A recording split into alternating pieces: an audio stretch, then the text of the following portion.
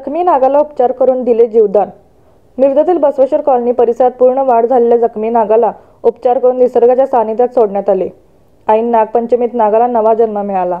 याबाबत अधिक माहिती अशी की राष्ट्रीय महामार्ग लगत रॉयल मंगल कार्यालय बसवेश्वर कॉलनी मिरज येथे 15 जुलै रोजी 6 ते 8 फुटाचा नाग सायंकाळी 6च्या सुमारास आढळून आला। नाग दुखावला होता।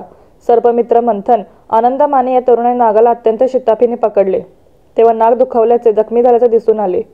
पशुवैद्यकीय अधिकारी डॉक्टर नितीन जाधव, प्रेमकुमार तोडकर आणि सर्पमित्र मंथन माने यांनी दुखावलेल्या जखमी झालेल्या नागावर 13 दिवस उपचार केले।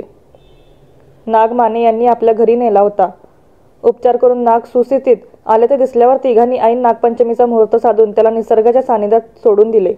नागपंचमीला नागाला नवीन संजीवनी मिळाली।